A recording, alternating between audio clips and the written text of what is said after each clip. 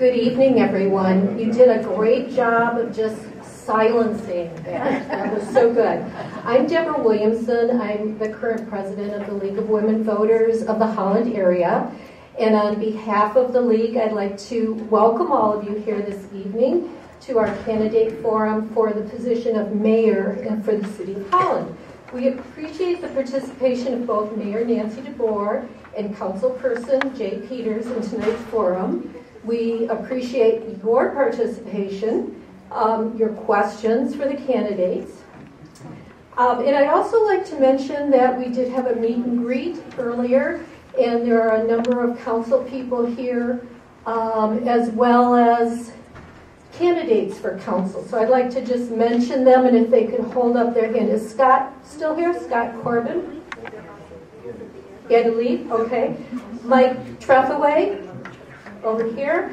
Wayne Conference in the back. Quincy Bird, I know, had to leave. Dave Hoekstra here. And Raul Garcia over here. So welcome to you gentlemen as well. The League of Women Voters is a nonpartisan organization. It was formed almost 100 years ago after women got the right to vote. It is non-gendered. Anyone can join at this time. So we have several men members, and some of them are here. If you're a male member of the League, raise your hand. Yes. Okay. Yay. Okay. The League is an important part of our community, and it's connected in a web of other leagues that work on a state level and a national level. So there are leagues all around the United States. We encourage the informed and active participation of citizens in government. We work to increase the understanding of major public policy issues, and we influence public policy through education and advocacy. The League never supports or opposes any candidate. We believe and support civil discourse. Membership in the League is open to all citizens of voting age, and we hope that some of you might be moved this evening to join the League's work of supporting the democratic process. Marilyn Schmidt is in the back, and she has her hand up. She's our membership chair, so if you are interested in joining the League, see Marilyn afterwards, or pick up one of our brochures from the table. Tonight's forum will be recorded, and it'll be available for viewing on the League's website and also through the Holland Sentinel. They're live streaming it. Our moderator tonight is Jane Johnson, and our timekeeper is Claudia Berry, and neither of them reside in the city of Holland. And with that, I'm going to turn this over to Jane, who will explain how the forum is going to work tonight. First of all, I think all of you are absolutely terrific. You came in this wretched weather and cold and nastiness, and here we are in grassroots democracy. First of all, I want to clarify that we ask questions of the candidates, and you can either ask a question by filling out a note card. People will pass up and down the aisles if you would like to write on a note card, or we have a single microphone, and you can stand up and ask the question in person, giving your name first. Because we're spread out so much, Deborah may just take questions from one side and stay over there and then come over here, but we'll work it out. First of all, some of you may not have been to a forum before, so let me explain how it works. All participating candidates are provided with a copy of the rules in advance of the forum. If a candidate is unable to participate, the moderator may read an opening statement of 3 minutes for that person. However, questions may not be answered by a substitute, nor will a closing statement be permitted. Each candidate will have 3 minutes for an opening statement. A question and answer period will follow. Each candidate will have 2 minutes for their response to a question, and each candidate will have 3 minutes at the very end for a closing statement. Time limits will be strictly observed. A 30-second card will be shown, and then a stop card will be shown. The order of who speaks first and second will be determined initially by alphabetical order of the candidate's last name and will rotate thereafter. The audience may direct their questions to one or both candidates, and they will all be allowed to answer all questions. Questions from the audience of a personal nature will not be allowed. All questions should include the name of the person asking the question, and the league will also prepare some questions. I reserve the right to interrupt the candidates if the candidates are straying from the subject or engaging in personal attacks. We ask the audience to refrain from applauding or demonstrating support or non-support of a candidate. No campaign signs or apparel are allowed inside the room, and a table for campaign materials is right outside this door over here.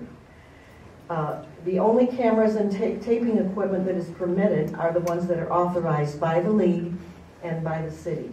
And as a courtesy for everyone present, please turn off all cell phones now, all other electronic devices during the forum, and keep them off until the forum ends.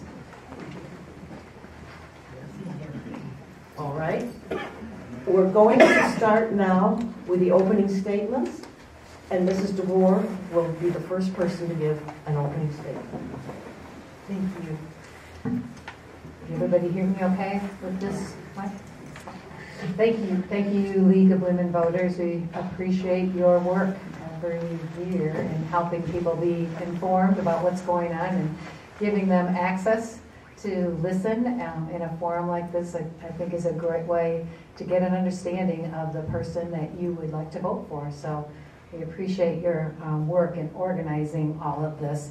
And we appreciate, as has been said, that you actually showed up tonight when it was rainy and windy and rotten out there, and you cared enough about the mayor of your city to show up tonight.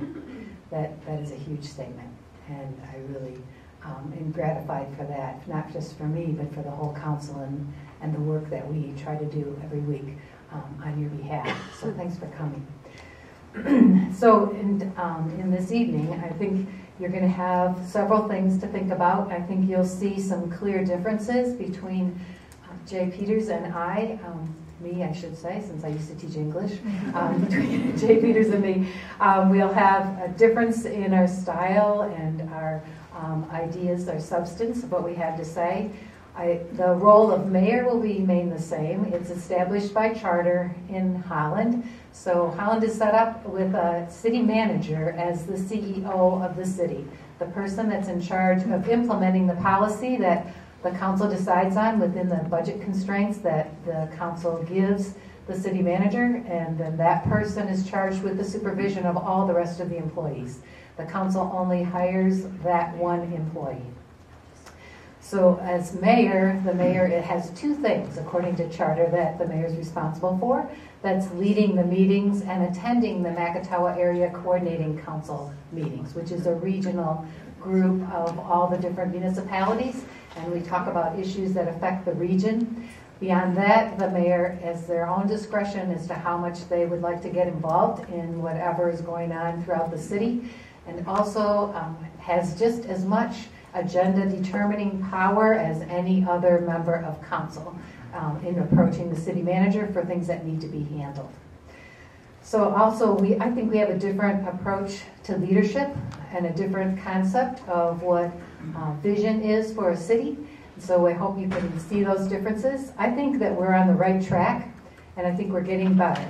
We have collaborated, shared vision throughout the city, and we have a lot of people that are working hard to make things work. And I think as you go through the city, you'll be able to actually see that around you.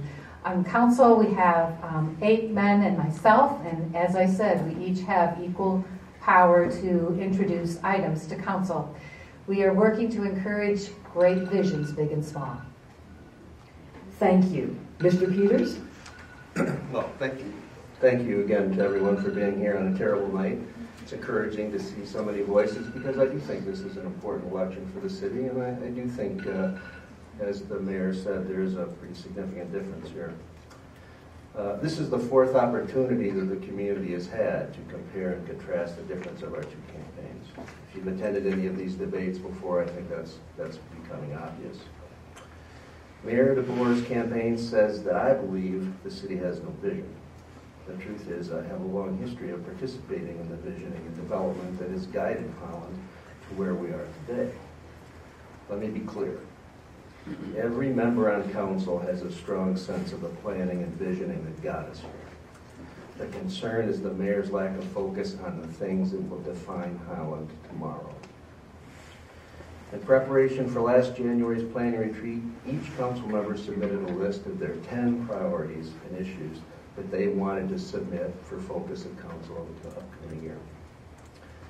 I submitted 9. 4 of them included regional housing solutions, education partnerships, review of the Human Relations Commission's need and challenges, and exploring greater regional relationships. All of these issues that I submitted were adopted by City Council as priorities. None of these issues were on Mayor DeBoer's list, and I submitted both lists on my campaign website to get a sense of where I think our community's priorities are and what I submitted to Council for our vision for 2018 fiscal year. And in her vision, so I think it can be a telling thing about where we put our mindset about the role of mayor and the direction we want to go in. I commend the mayor for her passion for promoting our city and hosting conferences, collecting a host of well-deserved national and even international awards. However, these activities are not listed among council's objectives or the priorities for this year. They are the mayor's initiatives that pull staff time and resources from addressing the stated priorities set by last spring. The promotion of our city is important, but it's got to be balanced with realistic and substantive work that lies only in the purview of City Council. Little has been done to date on the study and planning around housing, unique school partnerships, and greater community engagement, all serious council priorities. Mayor DeBoer suggests that when shared visions come together, a good thing happens. No one in this room would disagree. We have pictures of the Civic Center, a new gas plant, the waterfront examples. These are indeed examples of vision casting and planning that have been on council's agendas for years. They're the subject of past council retreats. This election is about the city's next chapter. Where are we going? Who's going to have a voice? And how are we going to get there? The message you've heard me deliver throughout this campaign remains consistent with the priorities I brought, and we'll talk about those tonight. Thank you. We're going to start out with a question that has been written, and we'll take it from there. There's still one more seat up here in front and one over here, those of you who are still standing. And one over here. Okay. If you'd like to, come and sit. All right. The first question is, which will go to Mrs. DeBoer. What is your vision for the Civic Center, and how do you see it enhancing community life? Well, the vision for the Civic Center has been finalized by council. It's under construction. I believe the steel girders are going up. We're still on track to have the ribbon cutting next fall. It is an amazing building. It will be increased by about 50% square footage. We'll have much more rooms that can be rented. The main area will seat about 2,000 people. So that they told us that is a good level for attracting certain types of concert talent. You get a better level of talent if you can at least host 2,000 people. So we designed to that. There will also be a possibility of people renting out the top story on the northern exposure of the building, so that it can be divided into 5 or 3 or 2. So there could be all different types of meetings there, and there will be balconies that look over 8th Street and the water. The lobby that you enter will have a fireplace. It should have a great staircase that goes up. They said even weddings could happen in the lobby because it's such a beautiful space. So I am really looking forward to all that can be done in that building as we increase the capacity by 50% and add air conditioning, which puts us at least 3 to 4 months more worth of bookings for all the different community events that we'd like to happen. And also I think we could do much more with business and with conferences and be able to host people year-round in that facility. It should be wonderful. Thank you. Mr. Peters? Nancy and I have both been intimately involved in this project really since the beginning, and she has accurately described all the great things that this facility is going to be to the community. The vision, however, I think is still being kind of molded with our interim city manager, who's been brought to the table to help us kind of figure out who's going to use the facility, how are we going to use the facility, how are we going to pay for the facility, what are the costs of the facility. All of those things are still a bit nebulous. Now, having said that, I will tell you that when this is done, it will be a phenomenal facility. I want to make sure, my voice at the table has been this, that we cannot build a civic center and do nothing but conventions and outside things and the type of Grand Rapids Convention and Visitor Bureau type things that would eliminate some recreation programming, the Fish and Game Club, the book clubs, the people who have historically owned and used the Civic Center. I think there's some pressure against that to pay for it. We have to remember 85% of this building is built by the citizens of the city of Holland. That means everybody in this room and everybody that lives from the bridge all the way to almost Fillmore Township. That's a lot of people who are paying for this facility, and we're going to make darn sure that everybody has access to it. Thank you. Mr. Peters, what are the 3 most critical issues you and the council need to address in the next year? I believe that there is a spectrum of housing challenges that we have yet to begin to understand.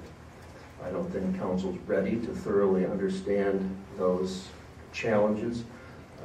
The spectrum includes people who have nowhere to sleep tonight, to young, talented kids who want to move here because of Gentex or Herman Miller or Hayworth that have engineering degrees.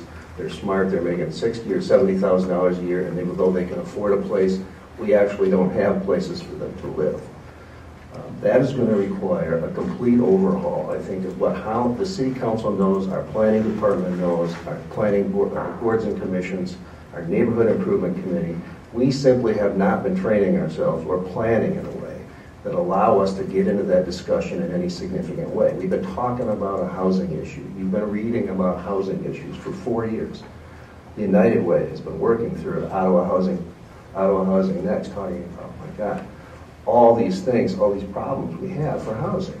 And we just haven't done the homework to get ready to address it. And I think council needs to start immediately by creating a housing commission that we don't have right now, include the surrounding townships. It's a regional issue, and it has to be addressed regionally. That means through the McIntyre Area Coordinating Council. That means through other units of government.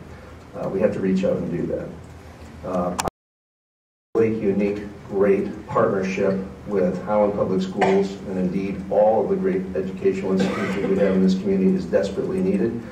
I think most of the school board members either have a sign in their yard or agree with me that we need to help lean in and create something very special there, and we can do it. The real name of that school district is the School District of the City of Holland.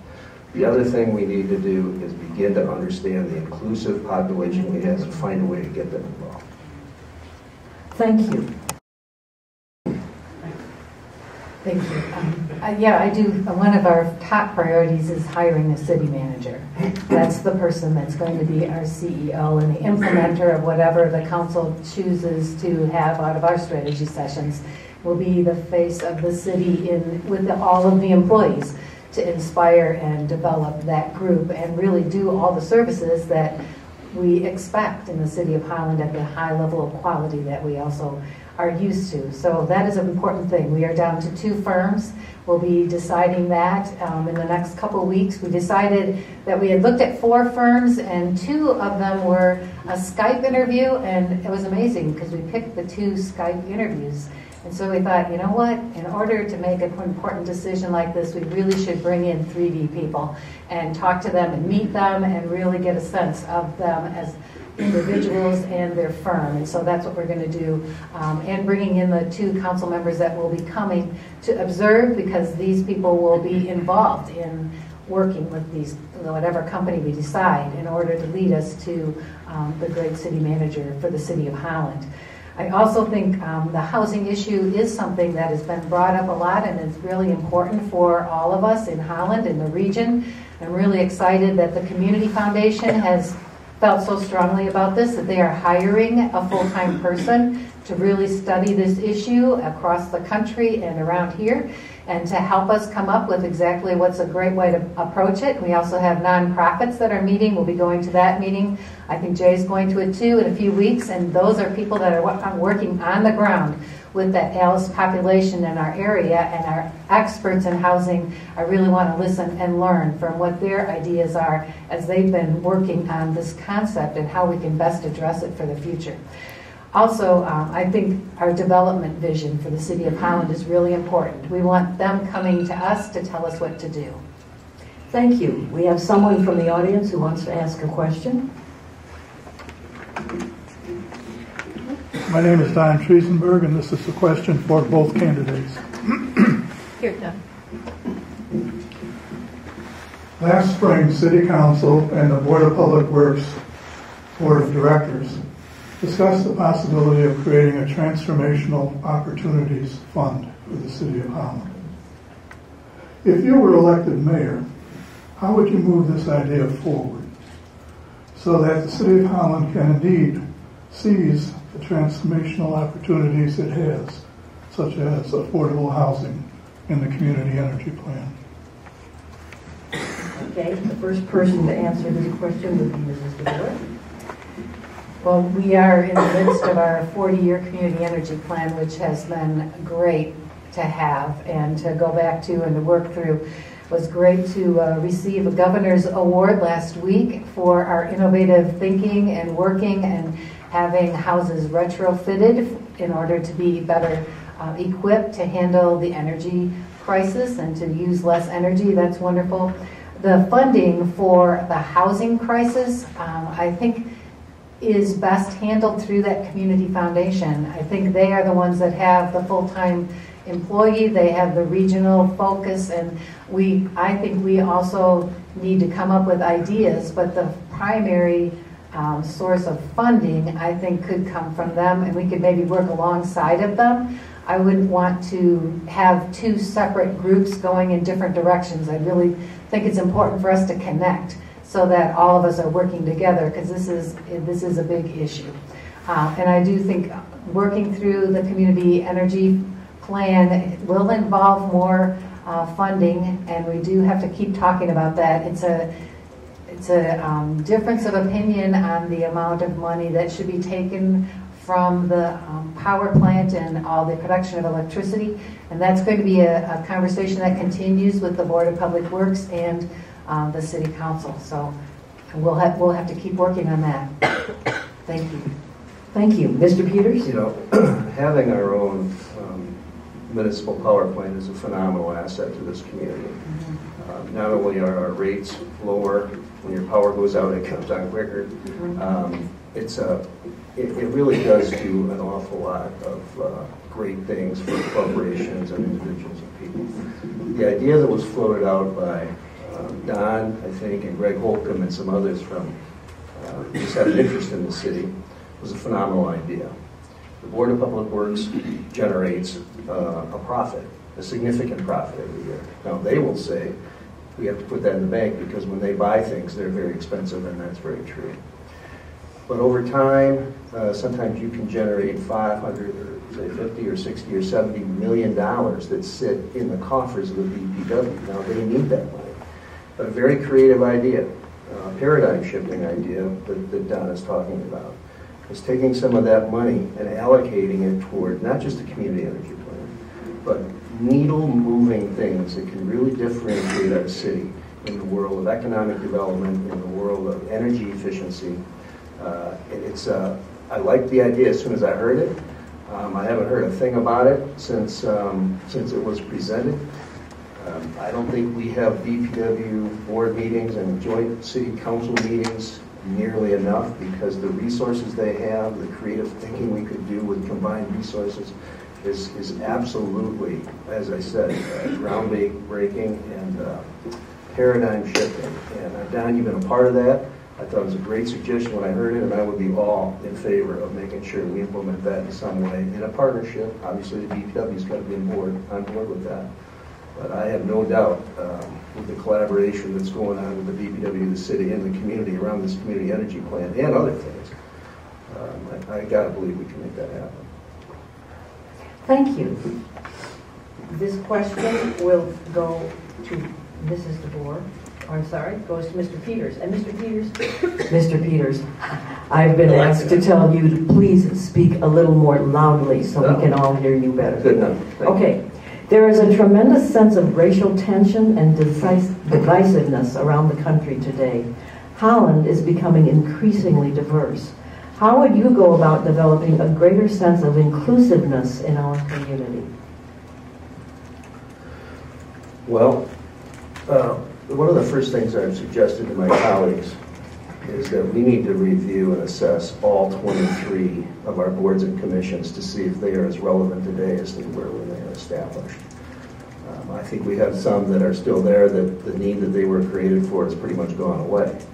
I think we have the need to look at some other ones, Housing Commission, and certainly a Diversity and Inclusion Commission is something that we absolutely have to look at. 28% of our community is not white. That they are not reflected in our boards and commissions. They're not reflected on city council. And unless we have deliberate, strategic, concentrated commitment to make sure we start to address some of those things, it isn't going to work. Now, inclusiveness covers all things. I've also talked about, I think our churches are, I think Holland can become a little bit more, we can work together to become a little more mature in our ability to accept and welcome different faiths, different churches. Everybody that's coming here is coming from a different place. And you know what? They're all younger. And they all have a different DNA when you talk about racial inclusion, how we get along, how we do these things. They're looking for a community that we, I think, have to work toward and help meet them there. And only through a leader and a city that has a commitment to absolutely making sure that we begin to take this diversity we have and find a phenomenally creative way to make sure we move to a much more inclusive community. It is our future. This isn't just a social justice thing. This is an economic development thing, and we got to get our hands around it, and we should start soon. Thank you. Mrs. DeBoer? Thank you. I really think the best thing we can do is approach people as individuals and not make judgments on people based on what people group we'd like to put them in. Every time any one of us treats another person with dignity and respect, I think we grow a conversation that starts building bridges. It's very easy to talk about meetings and people getting together and all kinds of groups doing all kinds of thinking about all kinds of more committees and more groups and more meetings, but so many things aren't handled in meetings. Many more things are handled in meaningful relationships. And when we reach out to people that may not look like us or act like us or come from a background like we have, and sincerely care about them and treat them with dignity and respect, help them in whatever way they need help, and develop a relationship with that person, we are making a huge difference. Thank you. There's someone in the back of the room who would like to ask a question. Speaking of diversity, Nancy, we're just thankful that you did such a great job as Holland's first woman mayor. And we need that diversity to hear the woman's perspective. So you've done a great job with that. So in the framework of excellence, I have this question for both of you. In your campaign literature, you have both said you have a track record of listening to different viewpoints and of knowing how to work well with others.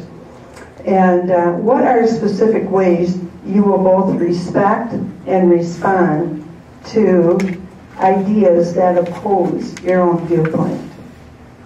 Can you say your name, please? Betty Van German. Okay. That question goes to Mrs. DeBoer.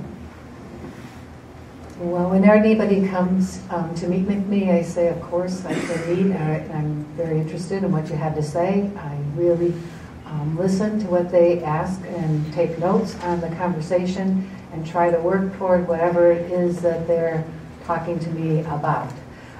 Whenever we have a problem, I try to bring in as many people as I can into the room so we can all talk about it together, and people that may be feeling oppressed or worried or fearful about what's going on in the country, even a national problem, it's affecting them personally, and then to bring people that are helpful of different groups that connect with their population better than I can, we bring to the table. We talk about how do you feel, how can we help, what are the places we could go to get help, how can we work together to create a forum or some form of relationship that's going to be helpful going forward. Is there a people group you'd rather talk to than us?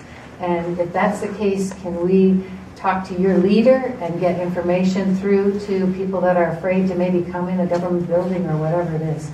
There are all different things that people are going through, and it's so important to treat each one with dignity and respect and really care about them and help them.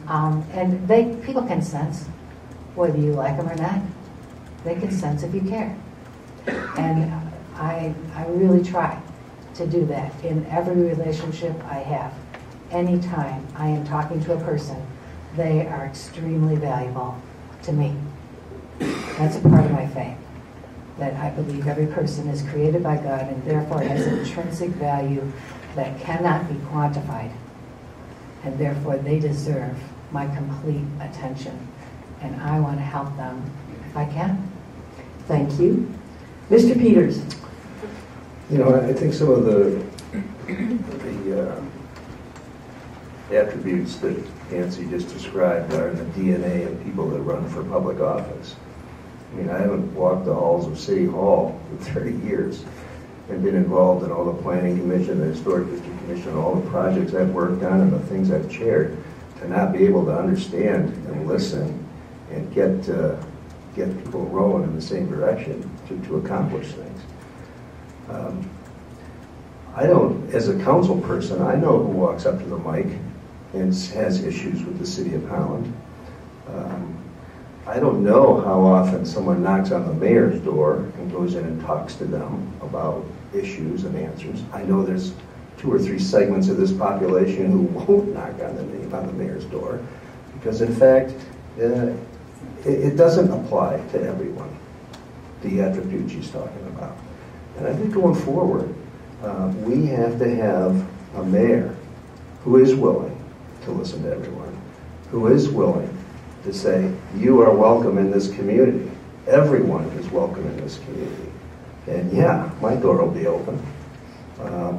I think that's one of the biggest things the mayor can do, is demonstrate to the entire community that in fact we are a welcoming, inclusive, caring community for everyone. Thank you. The next question goes to Mr. Peters. What plans are you considering to address the lack of affordable housing or housing in general to meet the pressing need? Well, as I said, we need to have a housing commission. We need to understand, we got to get our planning commission, first of all, you got to bring city council up to speed. We need to create a toolkit. We need to understand what are the issues, and I mentioned the spectrum. From what end of the spectrum to the other do we or don't we understand about affordable housing? It's broad, it's a big problem, there's a lot of research out there. What can the city of Holland do and what can't we do?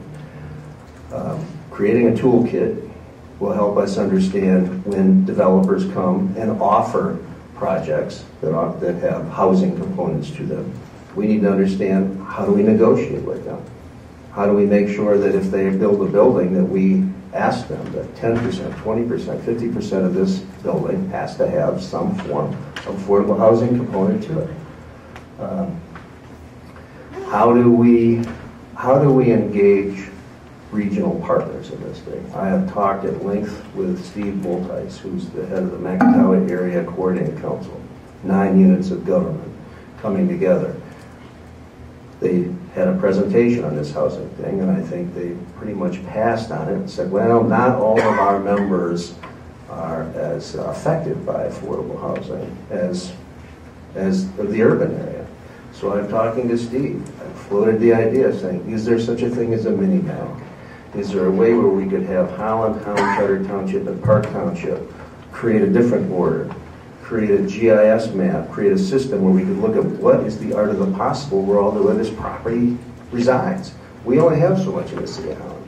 City of Holland cannot solve this by itself. Actually, the whole region can't solve it by itself, but we can solve enough of it to make sure far more of our people have housing, affordable, safe housing than they have right now. And again, this has been on my docket for 2 years. We are not getting there. Mrs. DeBoer. Well, as I've said, the Community Foundation is hiring a person full-time to pursue this, and that's great. And they do have the ear of a lot of people throughout the community, and that will be very helpful.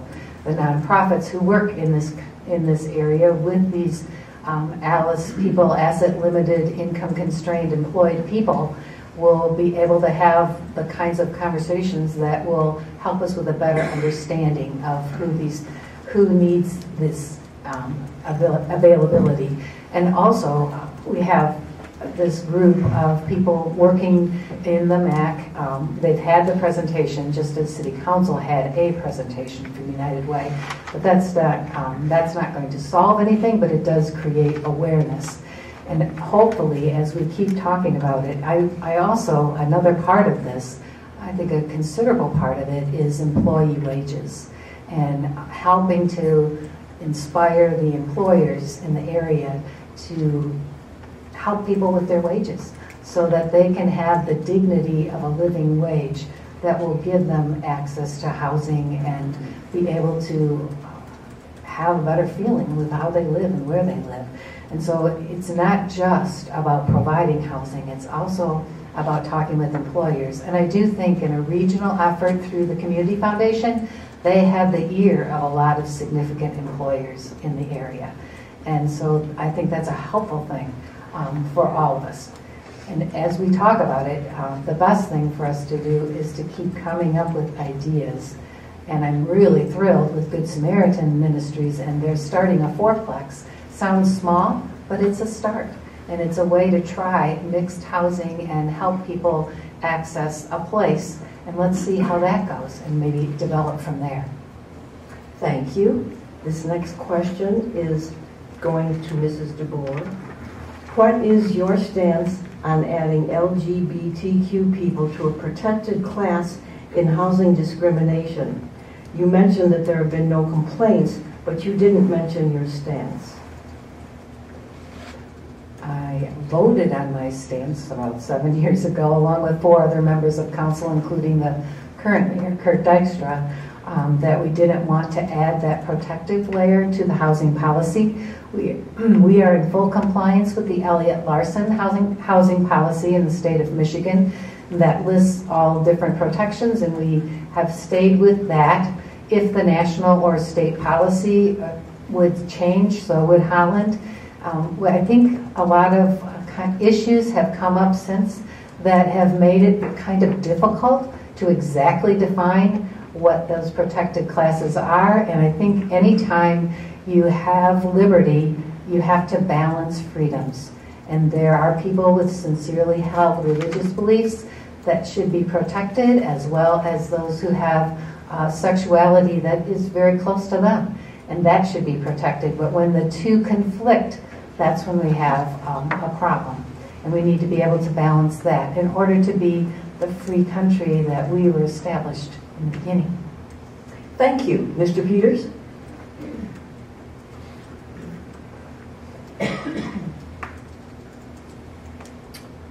I wonder if this community elects a mayor again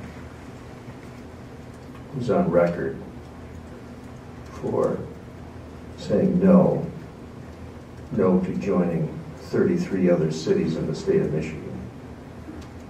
That no, this is a town where we don't believe in inclusiveness. This is a town where we're going to say that we have the kind of faith, the kind of people, the kind of businesses, kind of things that we do here, we are going to make a strong statement that we are not going to support giving housing and employment rights to a fair amount of residents in our community. I'm just playing that out in my mind, how that sounds. This could be the single biggest, certainly one of the biggest differentiators between the mayor and I, because it makes a powerful statement to where we are today and where we're going to be in 10 years. I don't know faith. I've given up on trying to figure out how everyone in this town defines their faith. The faith that I bring to the table is one that's very inclusive. I think it serves our community much better to be far more inclusive than a stand like that.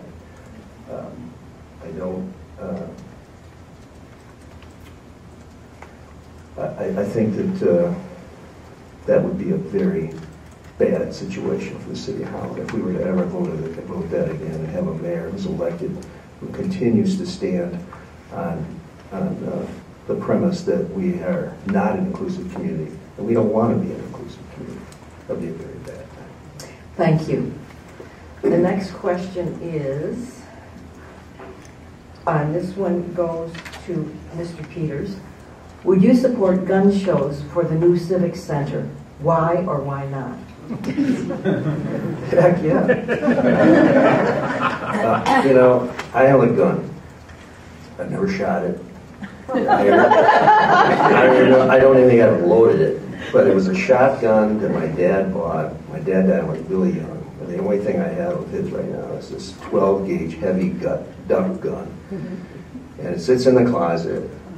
And I'm not a hunter. But I do have family members who hunt. I think there's a family component to that. I think if you shoot something, if you go out and shoot birds and pheasants, you can eat it, and it's a family thing. I love that stuff. I think it's healthy. You get into all these other types of guns, I think it's all foolish. But I think there's some, I've been to that the rod and gum or the fishing game or the gun show at the Civic Center, and it's a cool thing. And I think much of that is antique stuff. And so I might get hung up on the politics of gun and gun ownership. I think that's a whole different, kind of a wholesome thing. It's more of a hobby for folks to do that. And of course I have that at the Civic Center. I think it's kind of a cool thing. Mrs. DeBoer? Yeah, I don't have a gun. I came from Chicago, and I'm sure nobody believes it. I know, I should have had a gun. But no, we didn't have guns, and I didn't know anything about hunting. And when we moved here, my husband scheduled a choir rehearsal in November, and there were no guys there. And he's like, "What happened?" And everybody said, "Well, of course, it's hunting season. Nobody's here." And so we got used to the culture, and I used to feel like, "Oh, poor Bambi, how could anybody shoot her? And how could you do that?"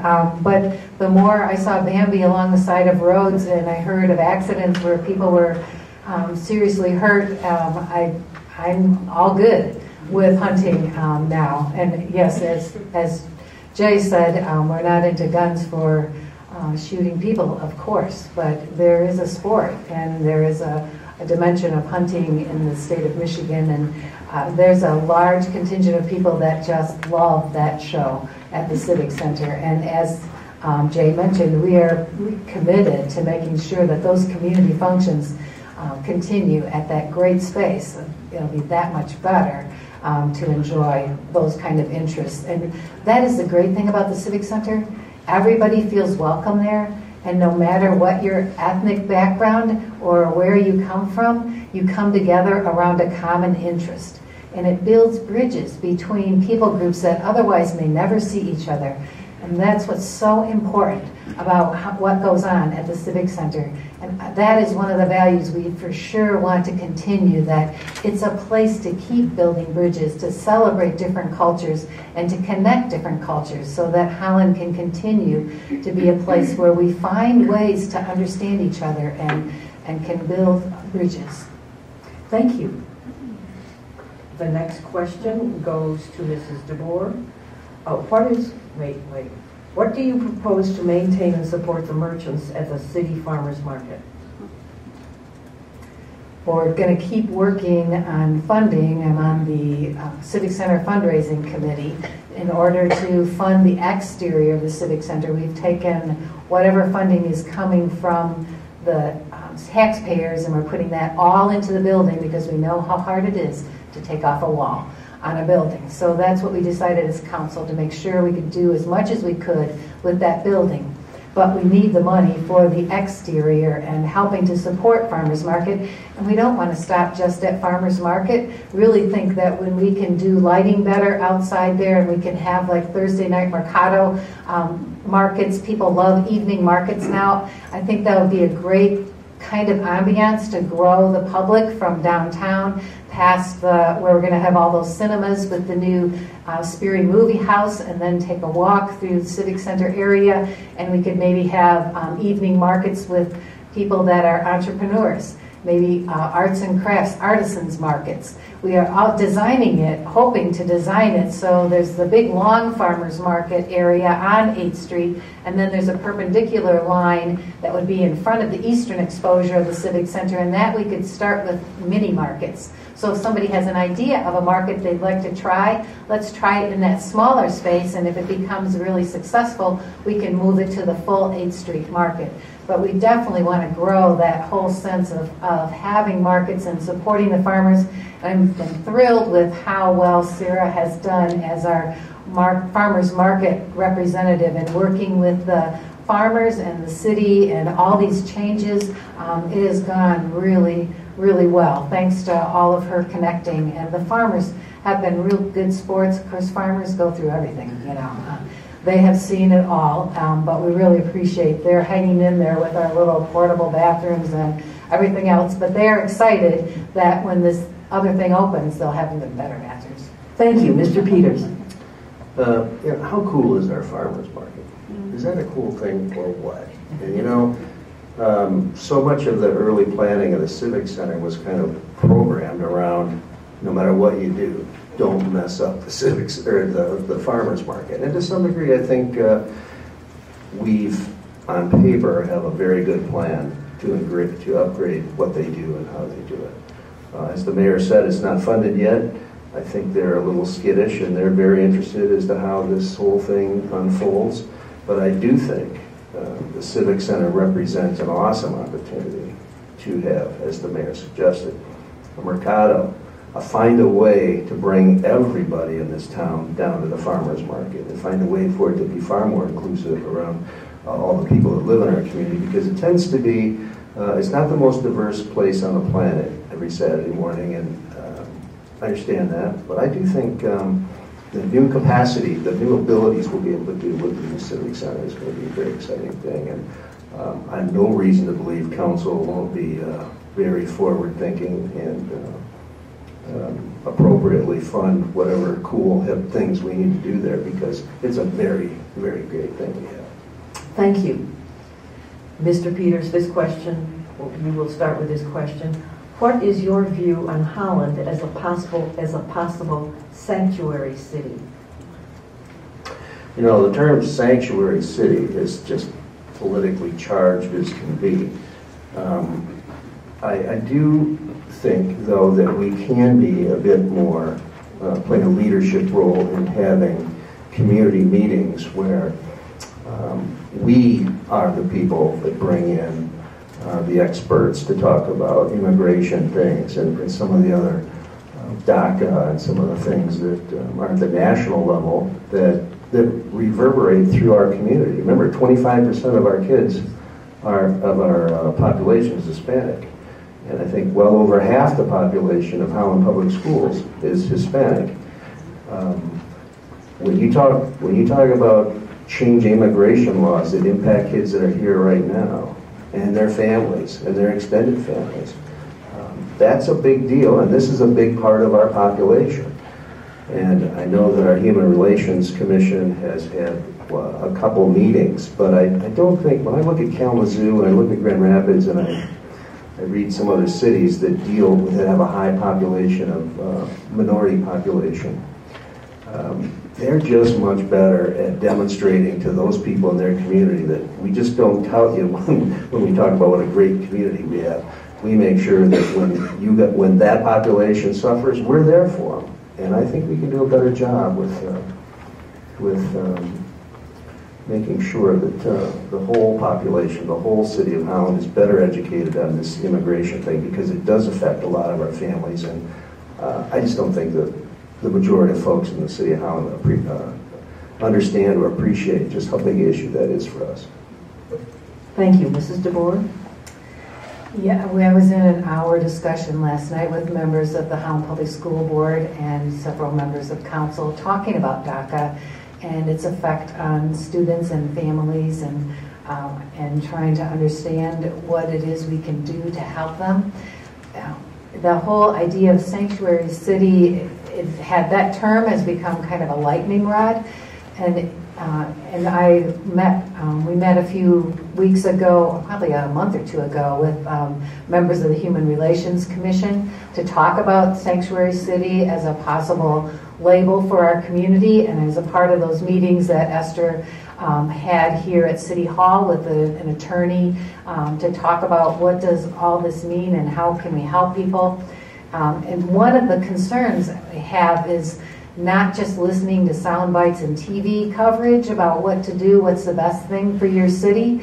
I think many times in trying to stick something on the city, we kind of put a red siren on the top of us, and we attract all kinds of attention that is not going to help this population. So for the most we can do, the best we can do, is to help them in gentle, quiet ways that will really give them some answers on the ground. And so the Human Relations Commission, people that came in really wanted to go that direction too, and they will be presenting that idea to council soon. And I do think we have to keep listening and keep connecting with pivotal people involved with populations that may never come to us, to understand what they're going through and to be able to navigate things so that we can give them the facts and not just TV stuff that just grows an emotional level that's beyond thinking. Thank you. There's someone in the audience who has a question. Hi, my name is Field Reichart. I've been a resident of Holland for 2 years. I live on 25th Street. My first event here was the same forum 2 years ago, and I was impressed with the candidates, and I'm impressed with the candidates this evening. Question. Mayor DeBoer, your campaign signs speak to you being future focused.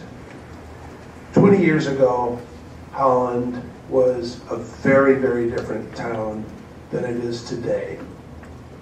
In 20 years, it's going to be a very different town. I'd like to know what your vision of Holland 20 years from now is, and what steps, not steps you've taken, but steps being future focused that you would look at to help create that community of 20 years from now. And that should recognize the diversity changes that are taking place, the aging changes that are taking place, the environmental changes taking place. Very interested in hearing your answer on that, and also hearing Mr. Peters' answer. This is 3 minutes? Okay. Two. Well, yeah, I do think we have to get on the front end of development, and that's why I put together a group of people to look over the city properties and decide on what's the framework we want to think in terms of what we're going to do in developing property. Don't just come to us with your box and plan on putting it somewhere. We want to have an overall vision, and we are crafting that, and we need to keep working on that. Far be it from me to say exactly what's going to go on that property, the 16 acres that used to be the BPW plan, but I certainly plan on bringing in all kinds of people in order to talk about it and to dream about it and work on it.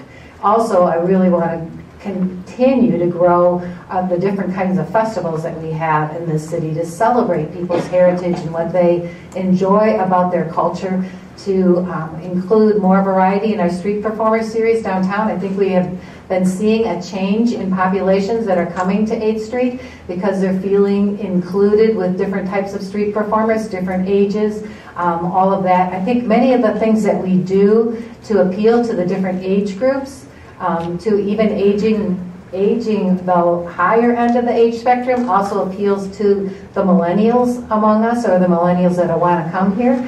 I had a few millennials that were driving through town here for a conference this past week. They said, "This is an amazing city. It is so beautiful. I would love to live here." And attracting those kind of people is going to be what happens, will help us have the talent and have the industry and have the workers and have the future that will continue to make this prosperous. I hope we have fiber all through the town so that people have really quick ways to communicate, and that will be a forward-focused community. I hope that we have businesses, that we continue to grow this entrepreneurial spirit around here, that we don't just always do the same old ideas. We come together and come up with new ideas and new inventions, and we're here to help each other grow those. Well, thank you. A lot of excitement. Okay, Mr. Peters, future forward. 20 years from now, I don't think the city can be structured the way it's structured. We just spent, well, somewhere, depending on how you add it up, 14, 15, 16 million dollars on a municipal project to where 25 or 30% of the people who are going to use it on a regular basis aren't paying for it. You know, I learned a long time, the West Michigan Strategic Alliance was a very large initiative that I was involved in. It taught me that Michigan is a small box state. We have townships. We have 1,200 townships. Township is 6 miles by 6 miles, and it was put in place by Thomas Jefferson because that's how far you could navigate that size property in a day on a horseback. We still govern ourselves that way. So Park Township has elected officials around their table sitting there thinking their charge is to figure out what is best for Park Township. Holland Charter Township has an elected board who sit around that table thinking what's best for Holland Township. We sit behind here and talk about what's best for the city of Holland. If we don't figure a way, I mean, you want to talk big vision in 20 years? We draw a circle around Holland Township, Park Township, and call that Park Holland something. It's going to have to be something collaborative to make it work.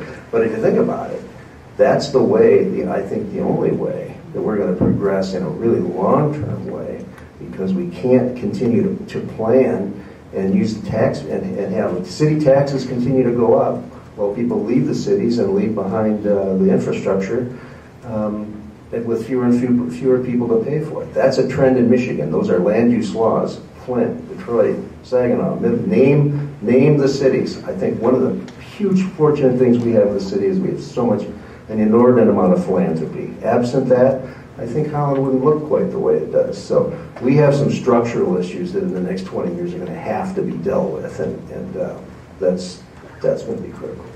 Thank you. This question goes to Mr. Peters. During this campaign season, as you've listened to voters, what 3 issues keep coming up? And in 2 minutes, how do you plan to address them? Well, I think we've talked a lot about all of them. The 3 things that I think the city of Holland needs to focus on, that I don't think we're focusing on, is, and they're all related. Housing is related to our public schools, our public urban schools, and how we do it, and the inclusiveness or the inclusion that we have and our kind of this artificial harmony we have. We have a tendency to just accept the fact that we have so much diversity here, but we're not at all taking advantage of it. Somehow, some way, in a collaborative way, housing, schools, and the diversity that we have to come together and begin to benefit all at the same time, because, as I say, they're all related, and it's that combination of things that will sustain this community. 8th Street's great, love it. I grew up on 9th Street. I remember standing on 8th Street looking down at the window of the waterfront where the dump was, and they were just burning stuff in the dump. 8th Street wasn't there like it was.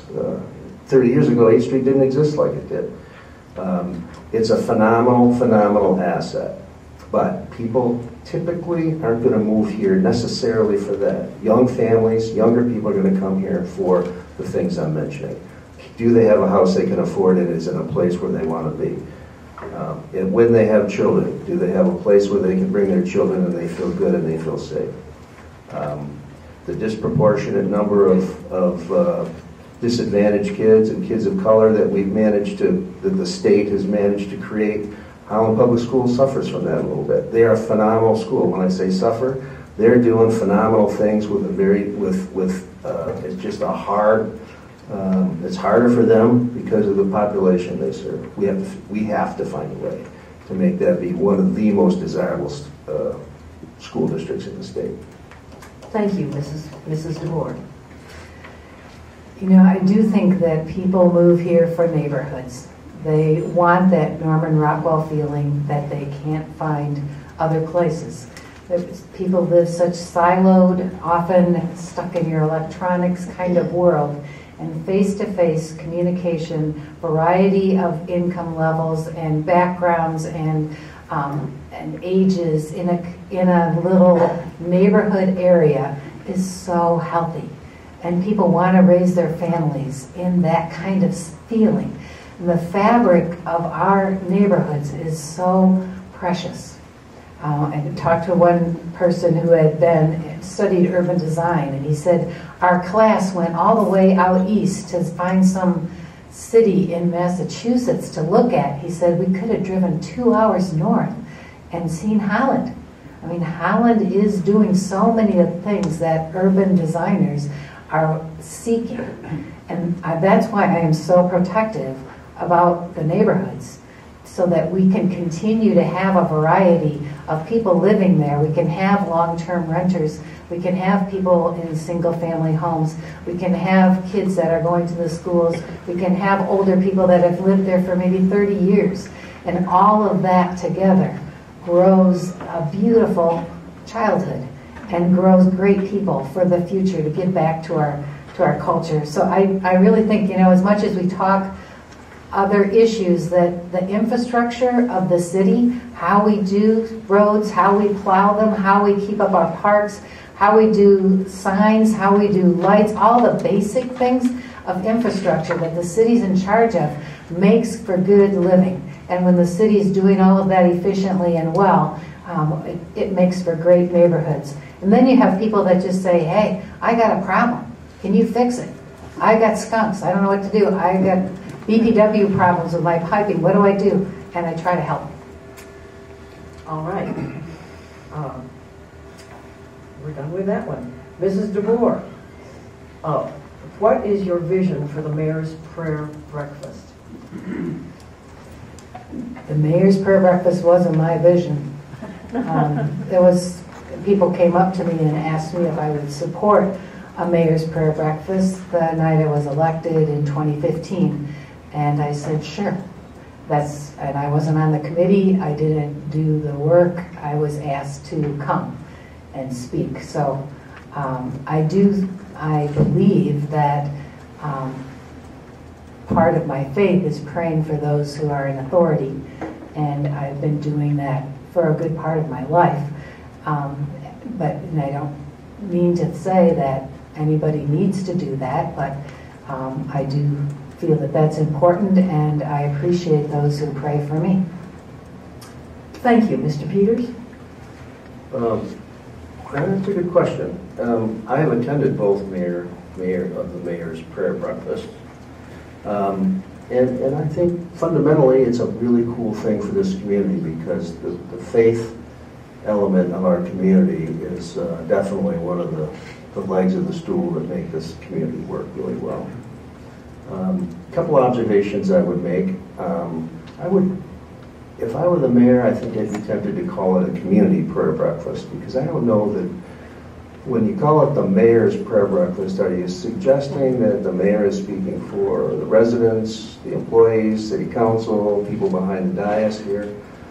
I don't know that, but it just seems like you could certainly make that connection. And the only other thing that I wish we could fix with a community prayer breakfast is get it underwritten so that, I think I wrote a $56 check to go to the mayor's prayer breakfast. And That's a differentiator right there for a lot of people in our community. So while everybody in the community is trying to find ways to bring our community together, what a great way to bring the community together from a faith perspective. Make it free. I mean, I'm a fundraiser by trade. I would like to think if there's a town in this country where we could go and approach some really thoughtful people and get it underwritten and have it be a prayer breakfast indeed for the community, and have it be not be so difficult for so many people who I'm sure would want to attend if they had the chance. Thank you. We have a lady in the back with a question. Hi, my name is Kathy Van Fossen, and this question is for Mr. Peters. Currently, Nancy DeBoer is the only female on the Holland City Council. And we all heard the names of the next slate coming. All men. Nothing wrong with men. Women do have a different perspective. I think we all agree on that. You've stated, and I'll quote here, our population will continue to become increasingly diverse. Yet such representation on our boards and commissions and within our employee ranks remains unacceptably low. If this is your position, are you concerned by losing the vote of Nancy DeBoer in 2017 on the Holland City Council? And will it be comprised of 9 men and no female representation? Thank you for that question. You know, I don't know why more women don't run for city council. I can't answer that question. Nancy was on council for 10 years, and I supported her, and we got along fine. My issue now is as the mayor, as the role of the mayor.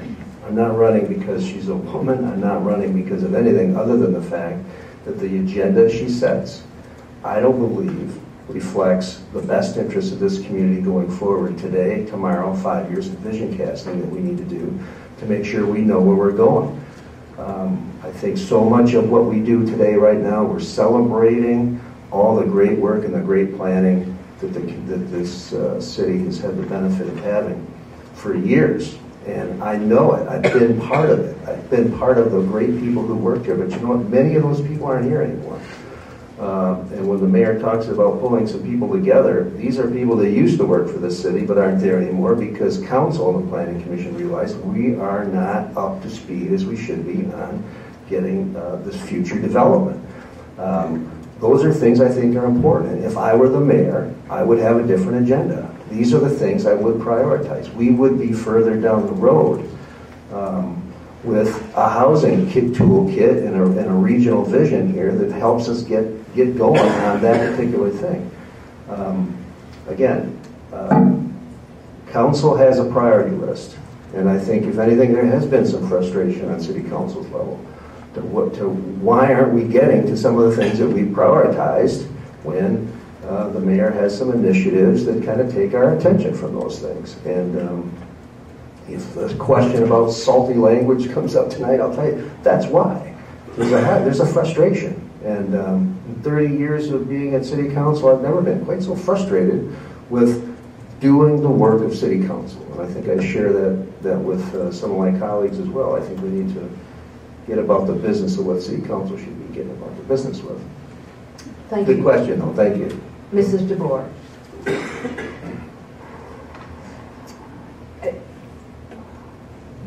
It is hard to be articulate about the vision of the city when you only attend half of the retreats over the last 2 years, Jay.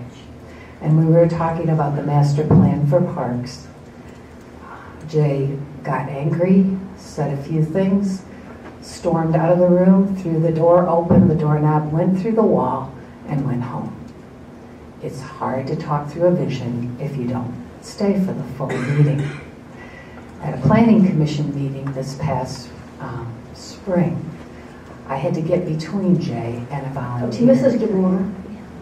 Thank you. I think that we need to discuss issues and not to discuss personalities. Thank you so much.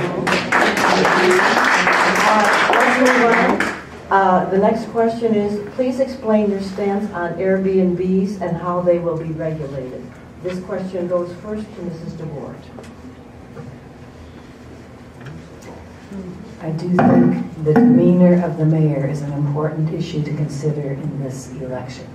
Could you repeat the question, please? Please explain your stance on Airbnbs and how they will be regulated. Airbnbs, we are working hard on that. I have said a lot. I love the idea of bringing people here, of hosting them, of adding to the energy of the community. And I was all for them when I first heard the idea. It's the cool thing. It's the latest thing. It's wonderful. And we hosted a lot of people at our house for Tulip Time. So I thought it was great. And then I was a member of Planning Commission. I heard from them about their research over the thinking about this, because they were charged with talking about it. And so they worked very hard and long looking into how do you do short-term rentals? Is there a way to do them well? Are there problems that come up? Should we think beyond whether it's a good idea for the moment? And they studied hard and long, and I joined the Planning Commission as mayor and continued to listen to what they had worked out. We, as a council, looked at their recommendation last August and decided not to go as far as they recommended in putting short-term rentals in commercial districts. But our meeting Wednesday, we did choose to follow that. 5 members of council voted to increase Airbnb throughout the city and have it available in commercial districts and neighborhood commercials, because it's a commercial use in a commercial zone. I think it will add, excuse me, add to the vibrancy. I'm fighting a cold here. Add to the vibrancy of those commercial districts. So we did that, and we have sent it back to Planning Commission to please look at this in a way that we can work it out, that will stand up legally, that will maybe have overlay districts or some way to limit. We haven't seen a legal case yet where a percentage or number went through the courts and the courts stayed with the city. Thank you. Mr. Peters. You know, I think all of council voted originally against them based on the information that was provided. When I had a constituent or two call me and say, would you come and look at and tell me why we can't do what we're doing? I ended up going there and visiting the 11 of the 11 letters that we sent to these organizations or these homes saying cease and desist because you can't do short-term rentals anymore. I was impressed with what I saw. I saw the books that laid on their nightstands or the coffee table and said, thank you so much for allowing me to come to Holland. We're parents at Hope College. I'm a pastor at Third Reformed Church. It's so nice to stay in the neighborhood. We're following it. It was I saw it as a real legitimate kind of activity that goes there that I think is wonderful, even for the people in our community who tell me, thanks for doing the Airbnb, because when our family comes to town for Thanksgiving, it's so nice for them to stay in a house close to downtown and not have to stay at a hotel or the inconvenience that can come with that. Now, never, ever, ever in any of our discussions has there been any talk about mass Airbnbs, short-term rentals. It has always been under the discussion of a responsible number. The staff has done the homework. There's already 32 or 34 of these things operating. The staff is the one recommending 40 Airbnbs. The staff is recommending this to City Council.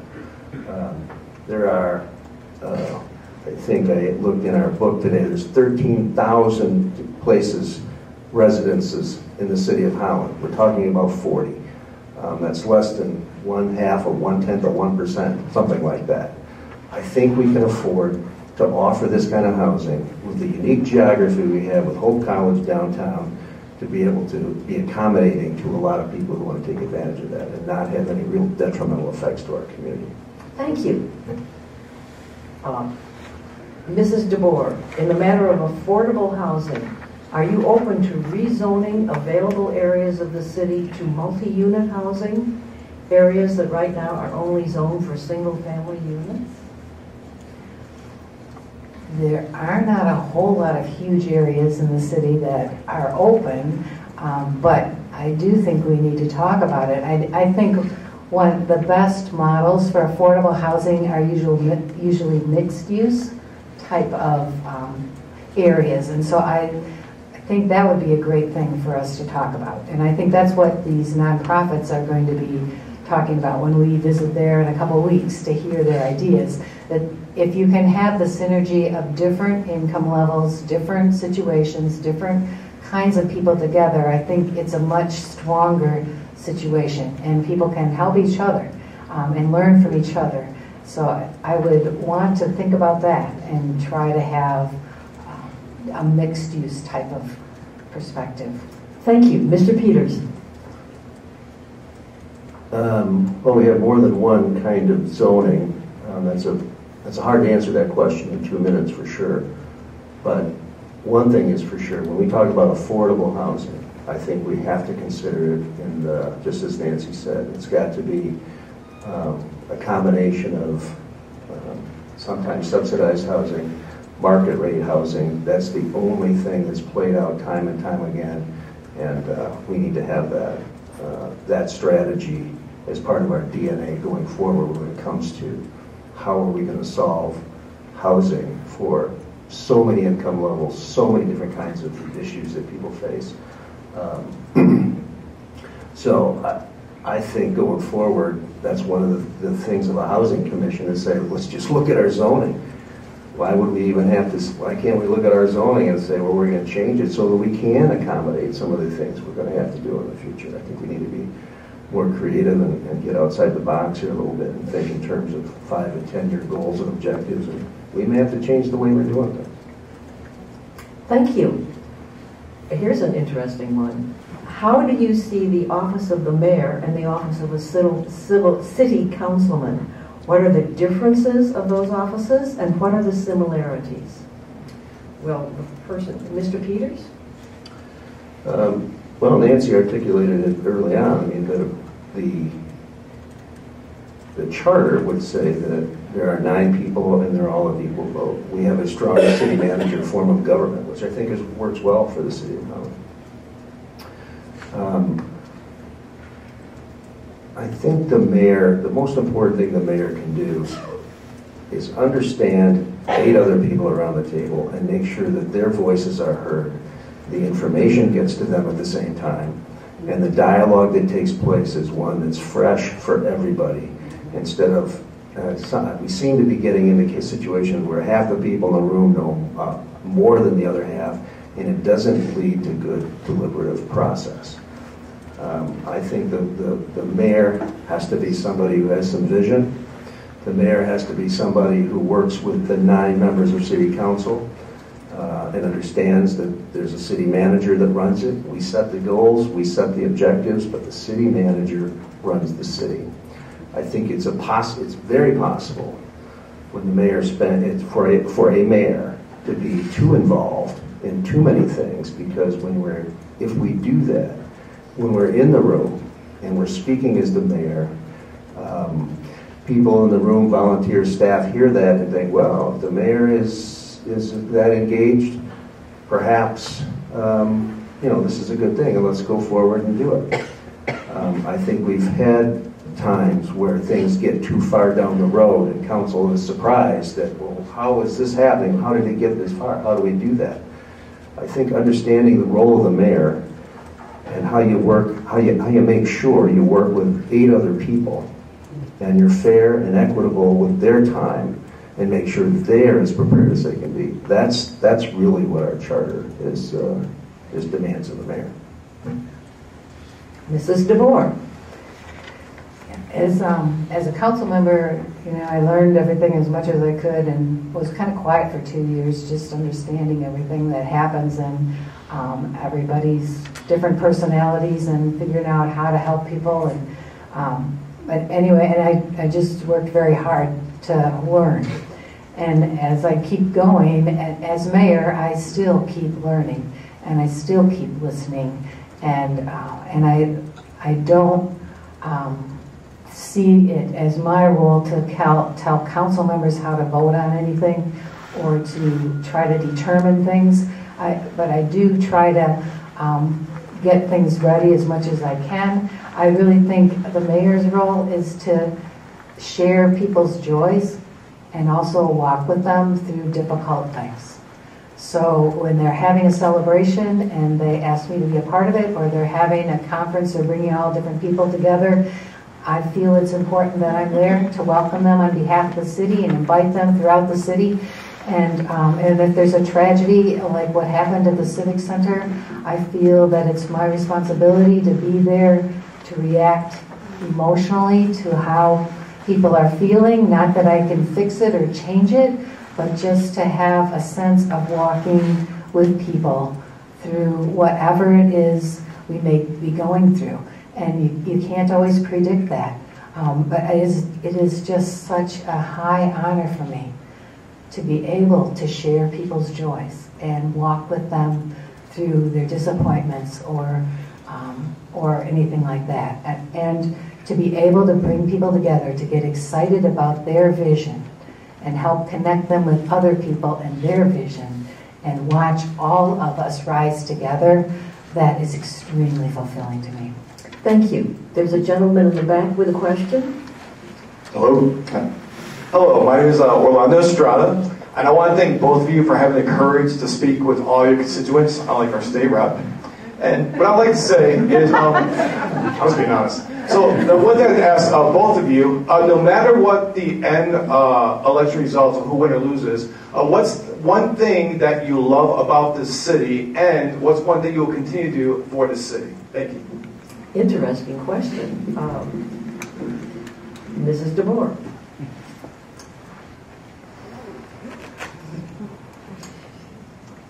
Whatever way this election goes, it'll be very hard. Because, we've had a competitive thing going on, and you really want to work like colleagues. So if I continue, I would love to continue to serve the city. And I do think with charity toward all and malice toward none, we go forward and pursue the best vision for the city. If I'm no longer on council, it'll be a reboot for my life. I've given 12 years of working very hard, and I'm excited about many things going on in the city. I would have to see where, as a volunteer, I could plug in.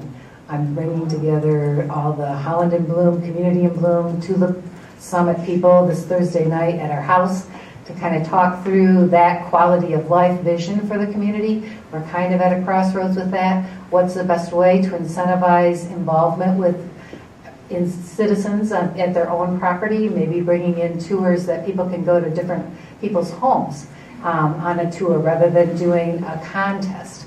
But it's an important thing to keep emphasizing the quality of life and each of our responsibilities to build into that and to grow it throughout the community. And so that's the reasoning behind those contests and those awards.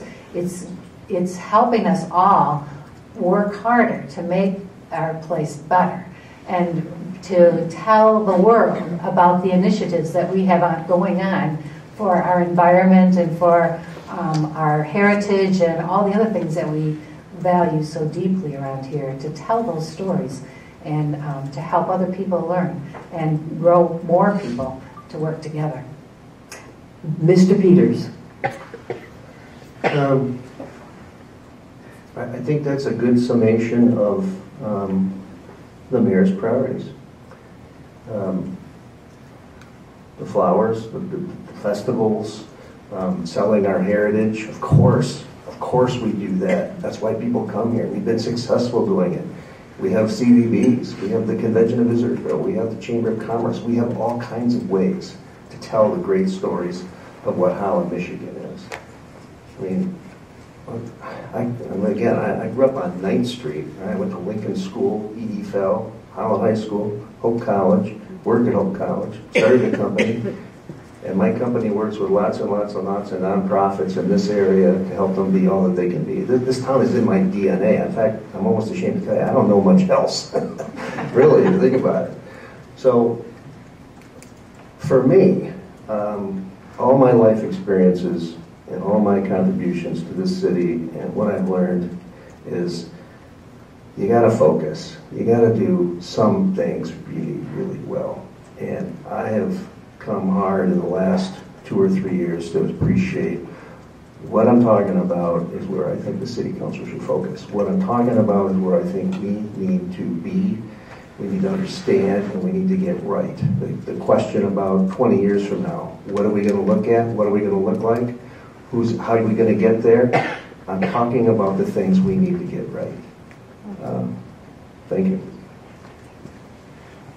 Thank you. It is now 8:25 and it's time for closing statements. You're a phenomenal audience. You covered so many topics with your questions. They were terrific and I'm very proud of you. Give yourself a hand. You were great. Now, Mr. Peters will start with the closing statements. Well, again, thank you for all of you being here. I don't know about you, but time just flies when we're doing this stuff, doesn't it? It's just a lot of fun. But I enjoy it, and I hope you did too. I'm running for mayor because I understand that there's far more to our maturing community than the evolution of our downtown. I'm a candidate that understands that our community's tendency to tolerate artificial harmony hinders our ability to equitably address housing, education, and inclusion. I'm running for mayor because our city employees, our boards, our commissions, and my colleagues on council, and all the residents of Holland need a more strategic direction from the mayor's office. My opponent speaks of a shared vision for dignity and respect. In our last debate stated that she believes people congregate where they feel welcome, and it will never be the best at including everyone in our community. With that perspective, how can we believe that she'll incorporate diverse views in the decision making as she continues to be our mayor? We can't accept the notion that everyone goes where they're comfortable, and that's just the way it is. We can't accept my opponent's assertion that we will never be the best at giving everyone in our community an equal share of our resources and an equal voice at the table. Maybe there's no perfectly inclusive society. But if we accept the notion that we can't even strive to be better, then we failed our community for sure, our children, future residents, and our employers.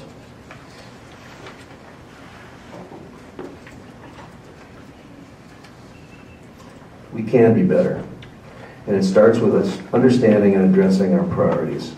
I'm running for mayor because I believe I can help lead this city to where it needs to go. Thank you. Mrs. DeBoer. Thank you. I really believe that Holland is great and that it's getting better. So you have a choice. Who do you want to represent Holland? To prospective families, to influencers, to investors, to entrepreneurs. Who do you want to encourage people's visions, whether they're your own or somebody else's?